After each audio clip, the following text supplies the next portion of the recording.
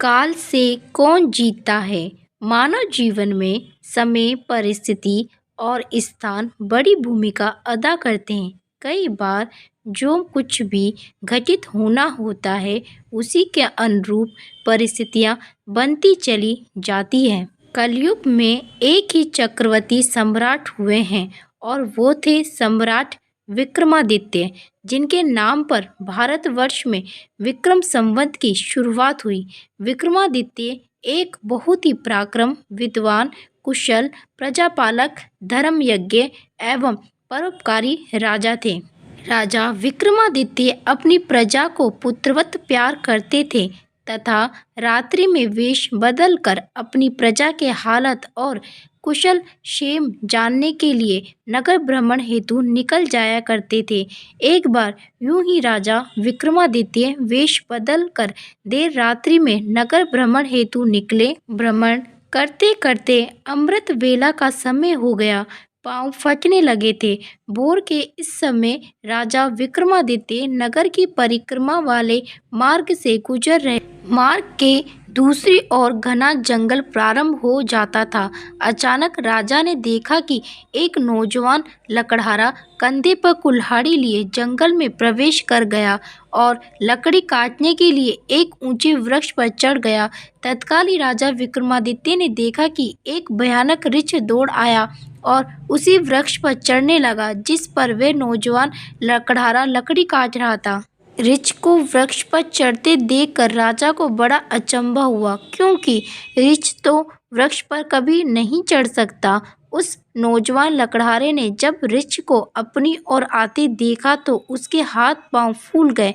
भय के कारण उसके हाथ से वृक्ष की टहनी छूट गई और पृथ्वी पर गिरकर उसके प्राण पखेरु उड़ गए।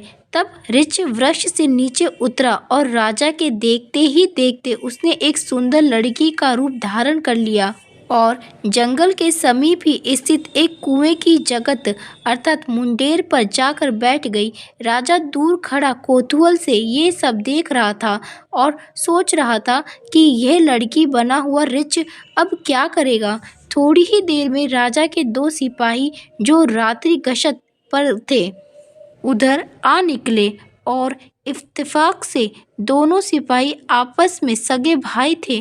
छोटे भाई की नज़र जब कुएं की मुंडेर पर बैठी उस सुंदर लड़की पर पड़ी तो बड़े भाई से बोला, देख भाई, कितनी सुंदर लड़की बैठी है। मेरा मन कर रहा है कि मैं इससे विवाह कर लूं। बड़ा भाई बोला, बड़े भाई के होते हुए छोटे भाई कैसे विवाह कर सकता है? बड़ा होने के नाते पहले मेरी है, इसलिए इससे विवाह तो मैं ही करूँगा। तब छोटा भाई बोला, इसे पहले मैंने देखा है, इसलिए इससे विवाह तो मैं ही करूँगा। तब बड़ा भाई बोला कि हम तो व्यर्थ ही झगड़ रहे हैं, क्यों ना हम इस लड़की से ही पूछ लें। ये हम दोनों में से जिसे पसंद करेगी वही इस लड़की से विवाह कर लेगा। इस प्रकार आपस में निर्णय करके दोनों भाई उस लड़की के पास पहुँचे। बड़े भाई ने उस लड़की से प्रश्न किया, हे सुंदरी, आप कौन हो और यहाँ क्या कर रही हो? वह लड़की बोली, मैं पास ही के एक गांव में रहती हूँ और अपने पति की तलाश में निकली हूँ। छोटा भाई बोला, तुम्हारा पति कहाँ है? तुम चाहो तो उसे ढूंढने में हम तुम्हारी सहायता कर सकते हैं। तब वह लड़की बोली, अभी तो मैं कुंवारी हूँ और किसी योग्य वर की तलाश में निकली हूँ। तब छोटा भाई बोला, हम दोनों भाई भी अभी कुंवारे हैं, यदि तुम चाहो तो हम में से किसी एक से विवाह कर सकती हो। लड़की बोली, मैं तुम दोनों में से एक से विवाह कर लूँगी, परंतु मेरी एक शर्त है। दोनों भाई बोले, क्या शर्त है तुम्हारी?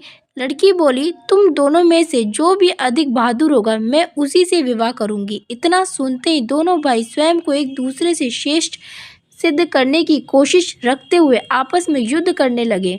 लड़ते लड़ते दोनों भाइयों ने तलवारें निकाली और एक दूसरे के पेट में आर पार कर दी। इस प्रकार तड़प तड़प कर दोनों भाइयों ने अपने प्राण त्याग दिए। तब वह लड़की जोर से हंसी और उठकर एक दिशा की ओर चल पड़ी। ये लड़की छलावा, अब क्या करेगी? ऐसा सोचते हुए राजा विक्रमादित्य भी थोड़ी थोड़ी दूरी रखते हुए उस लड़की के पीछे पीछे चलने लगे। अब तक सूर्य भगवान भी पूर्ण रूप से उदय हो चुके थे, परंतु सम्राट विक्रमादित्य एक ऋक्ष के वृक्ष पर चढ़ने और फिर एक सुंदर लड़की का रूप बदलने की विचित्र घटना अपनी आंखों से देखकर अपनी सुध-बुध खो बैठे थे। उन्हें अपनी भूख प्यास व राजपाट के विषय में कुछ भी ध्यान न रहा। ध्यान रहा तो केवल उस रहस्यमयी सुंदर लड़की के विषय में जानने की जिज्ञासा।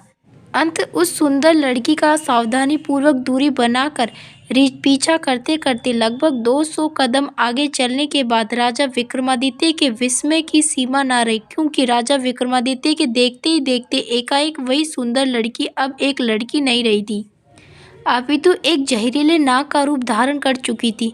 वह जहरीला नाग अब बड़ी तेजी से आगे बढ़ने लगा। कुछ दूर आगे चलकर एक नदी बह रही थी। वह भयानक जहरीला नाग नदी किनारे पहुंचकर कुछ क्षण रुका और राजा के देखते ही देखते नदी में कूद गया। नदी के बीचों बीच एक नाव चल रही थी, जिसमें 20-25 लोग सवार थे। वह जहरीला नाग उस नाव की तरफ बढ़ने लगा। सम्राट विक्रमादित्य के किनारे पे खड़े ये सब कुछ देख रहे थे। देखते ही देखते वह जहरीला नाग उस नाव में कूद गया और नाग पर नजर पड़ते ही नाव में भगदड़ मच गई और अपनी जान बचाने के लिए लोग नाव से पानी में कूद पड़े। उनमें से जो लोग तैरना जानते थे वे तो तैरकर नदी से बाहर निकल गए और जो तैरना नहीं जानते थे वे सभी लोग पानी में डूबकर मर गए। थोड़ी देर के बाद वह नाग नदी से बाहर निकला और नदी के किनारे किनारे आगे बढ़ने लगा। सम्राट विक्रमादित्य उसके पीछे पीछे चलने लगे। कुछ दूर जाकर राजा विक्रमादित्य को एक बार फिर आश्चर्यचकित होना पड़ा, क्योंकि उस नाग ने एक बार फिर अपना रूप बदला। अब वह एक वृद्ध ब्राह्मण के रूप में था। राजा विक्रमादित्य ने सोचा कि इस भले रहस्यमय प्राणी के विषय में जानकारी लेने का अब उचित अवसर है, क्योंकि उस समय ये भले एक वृद्ध ब्राह्मण के रूप में है। अब मैं इससे उसके बारे में सुगमता से पूछ सकता हूँ। ये सोचकर राजा विक्रमादित्य शीघ्रता से उस रहस्यमय ब्राह्मण की ओर बढ़ने लगे। राजा विक्रमादित्य तो उसके छलावे रहस्यमय भले का पीछा कर रहे थे। अब राजा विक्रमादित्य तेज तेज कदमों से चलते चलते उस वृद्ध ब्राह्मण छलावे के सम्मुख पहुंच गए और उसे हाथ जोड़कर प्रणाम किया। वृद्ध ब्राह्मण ने भी हाथ उठाकर अभिवादन स्वीकार किया। तब राजा विक्रमादित्य ने उससे प्रश्न किया, आप कौन है? वह बोला, तुम्हें दिखाई नहीं देता? ब्राह्मण हूँ। राजा बोला, आप असत्य बोल रहे हो, आप ब्राह्मण तो नहीं हो। वह बोला, तो फिर तुम ही बता दो मैं कौन हूँ। राजा बोला, तुम वो नहीं हो जो नजर आ रहे हो। वह बोला, मैं जो कुछ भी हूँ तुम्हें इससे क्या लेना देना, तुम अपने काम से काम रखो और अपना रास्ता नापो। राजा बोला, मैं सच्चाई जाने बिना आपका पीछा नहीं छोड़ूंगा, आपको सच्चाई बतानी ही पड़ेगी। वह बोला, मैंने तुम्हें बताया तो है कि मैं एक ब्राह्मण हूँ। राजा बोला, आप मुझसे झूठ नहीं बोल सकते। मैं आपका तब से पीछा कर रहा हूँ जब आप रिच बने हुए थे। उस समय आपने उस नौजवान लकड़हारे को मारा, फिर आप एक सुंदर लड़की बने और उन दोनों सिपाही भाइयों को एक दूसरे के हाथों मरवा दिया। फिर आपने एक जहरीले नाग का रूप धारण करके नदी में छलांग लगा दी और नदी पार कर रही नाव में घुस गए और तुम्हारी दहशत के कारण नाव में सवार यात्रियों में भगदड़ मच गई। नाव पलट गई और आधे यात्री नदी में डूबकर मर गए। अब आपने वृद्ध ब्राह्मण का रूप धारण किया हुआ है। अब सीधी तरह से सच सच बता दो, आप कौन हो?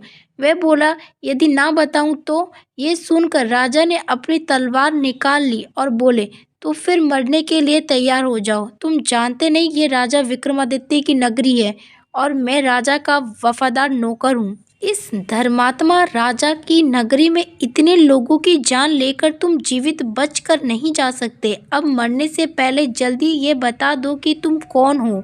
राजा विक्रमादित्य की ये धमकी सुनकर वह वृद्ध ब्राह्मण जोर जोर से खिलखिलाकर हंस पड़ा और बोला, मैं जानता हूँ कि ये महाप्रतापी सम्राट विक्रमादित्य की राजधानी है और मैं ये भी जानता हूँ कि तुम ही विश्व प्रसिद्ध सम्राट विक्रमादित्य हो। फिर भी एक बात जान लो कि तुम मुझे नहीं मार सकते, बल्कि एक दिन ऐसा आएगा कि मैं ही तुम्हें मरने के लिए विवश कर दूंगा। उसके ये बोल सुनकर राजा विक्रमादित्य सोचने लगे कि जिसने इस वेश में भी मुझे पहचान लिया वह कोई छोटी मोटी हस्ती तो नहीं हो सकती। तो राजा थोड़े विनम्र होकर बोले, अब आपने मुझे पहचान ही लिया है तो कृपया आप बताइए कि आप वास्तव में कौन हो। तब वे ब्राह्मण बोला, किसी ने सत्य ही कहा है कि संसार में 4 प्रकार के हठ प्रसिद्ध हैं, राजहठ, बालहठ, त्रियाहठ और योगहठ। तुम राजा हो, राजहठ पर अड़े हो, बिना मेरी सच्चाई जाने तुम मानोगे नहीं, इसलिए मुझे बताना ही पड़ेगा कि मैं कौन हूँ। अंत राजन, अब ध्यान लगाकर सुनो कि मैं कौन हूँ और तुम्हारी राजधानी में क्यों आया हूँ। तब उस वृद्ध ब्राह्मण ने बताना शुरू किया, हे राजन, मैं तुम्हें बताता हूँ कि मैं कौन हूँ। जो भी बताऊंगा एक एक शब्द ध्यान लगाकर सुनना। मेरा नाम काल है। तुम जानते हो कि इस संसार में जितने भी प्राणी जन्म लेते हैं उनकी मृत्यु निश्चित है, इसलिए इस भूमि को मृत्यु लोक भी कहा जाता है। जब प्राणी माता के गर्भ में आता है तो उसके पूर्णांग बनने के बाद आत्मा उसमें प्रवेश करती है, अर्थात वह सजीव हो उठता है। उसी समय उसकी मृत्यु का समय, स्थान और परिस्थिति अर्थात मृत्यु किस प्रकार से होगी वह भी विधाता की ओर से निश्चित कर दिया जाता है। राजन, तुम ये भी जानते हो कि दुनिया के हर प्राणी के जन्म मरण का लेखा जोखा चित्रगुप्त के पास है। जब भी किसी प्राणी की मृत्यु का समय आ जाता है तो वे धर्मराज को सूचित करते हैं। अब क्योंकि सभी प्राणियों की मुक्ति मृत्यु का विभाग भगवान शिव के पास है, अंत धर्मराज उस प्राणी को मृत्यु प्रदान करने की आज्ञा भगवान शिव से मांगते हैं। जब भगवान शिव आज्ञा दे देते हैं तो धर्मराज मुझे अर्थात काल को आज्ञा देते हैं। तब मैं मृत्युलोक अर्थात पृथ्वी पर आता हूँ। मुझे ये पता होता है कि किस प्राणी की किस समय, किस स्थान पर और किस परिस्थिति में मृत्यु होगी। मैं उस प्राणी को निश्चित समय पर उसी निश्चित स्थान पर लेकर जाता हूँ अथवा पहुँचा देता हूँ जहाँ पर उसकी मृत्यु लिखी हुई है अथवा निश्चित है, और जिस प्रकार से उसकी मृत्यु लिखी गई है मैं उस स्थान पर वैसी ही परिस्थितियाँ अथवा हालात बना देता हूँ। उस लकड़हारे को मैंने नहीं मारा। राजा विक्रमादित्य बोले, तुम फिर झूठ बोल रहे हो। मैंने स्वयं अपनी आंखों से देखा है कि उस लकड़हारे की मृत्यु का कारण तुम ही थे। वृद्ध ब्राह्मण बोला, बेशक कारण मैं बना था, लेकिन सांसारिक लोग तो यही समझते हैं कि इस लकड़हारे की मृत्यु वृक्ष से गिरकर वृक्ष की टहनी टूटने के कारण हुई है, और फिर मुझे तो मृत्युदेव धर्मराज के आदेश का पालन करना ही पड़ता है। उसकी मृत्यु वृक्ष पर से गिरने के कारण लिखी गई थी, इसलिए मैंने ऋच बनकर वैसी परिस्थितियां व हालात पैदा कर दिए। नहीं तो जरा सोचो, यदि असली ऋच होता तो क्या कभी पेड़ पर चढ़ पाता? कदापि नहीं, परंतु वह तो मैं था और मेरे लिए तो कुछ भी असंभव नहीं है। अगर उन सिपाही भाइयों की बात करें तो उनको भी मैंने ही नहीं मारा। उनकी मृत्यु एक दूसरे के हाथों लिखी थी। अंत उनके लिए मुझे सुंदर लड़की बनना पड़ा। नाव में सवार कुछ लोगों की मृत्यु पानी में डूबने से लिखी थी। इसके लिए मुझे भयानक नाग का रूप धारण करना पड़ा। राजन, मुझे लगता है कि अब तो आप अच्छी तरह समझ गए होंगे कि मैं कौन हूँ और तुम्हारी नगरी में क्यों आया था, और ये भी समझ गए होंगे कि समय, स्थान और परिस्थिति की संसारिक प्राणी के जीवन में कितनी बड़ी भूमिका होती है। राजा विक्रमादित्य ने वृद्ध ब्राह्मण रूपी काल की बातें बड़े ध्यान से सुनी और गंभीर हो गए। काल कहने लगा, हे राजन, अब मैं चलता हूँ। राजा विक्रमादित्य बोले, हे कालदेव, आपने मुझे बहुत अच्छी जानकारी दी, जिसके लिए मैं आपका बहुत आभार व्यक्त करता हूँ।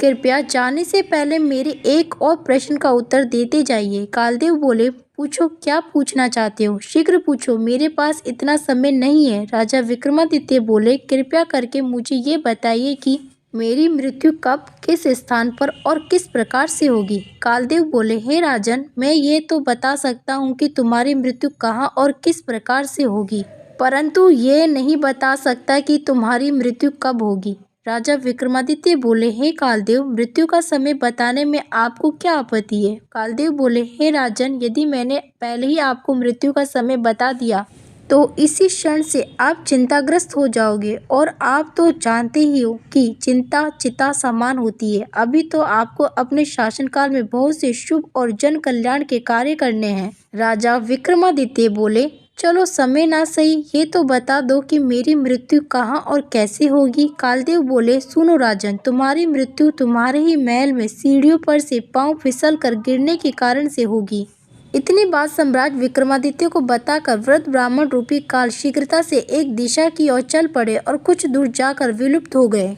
इस वक्त तक सूर्य भगवान भी पूर्ण रूप से अस्त हो चुके थे। चारों तरफ अंधकार छा गया था। राजा विक्रमादित्य अब तक शारीरिक और मानसिक रूप से थक चुके थे। अंत मन में गहन सोच विचार लिए हुए तेज कदमों से अपने महल की ओर प्रस्थान कर गए और आगे चलकर सचमुच ऐसा ही हुआ। राजा विक्रमादित्य की मृत्यु अपने महल की सीढ़ियों से फिसल कर गिरने से ही हुई थी और इस कथन की पुष्टि इतिहासकारों ने भी की है। जय राजा विक्रमादित्य। अगर वीडियो पसंद आया हो तो हमारे चैनल को सब्सक्राइब जरूर करें। धन्यवाद।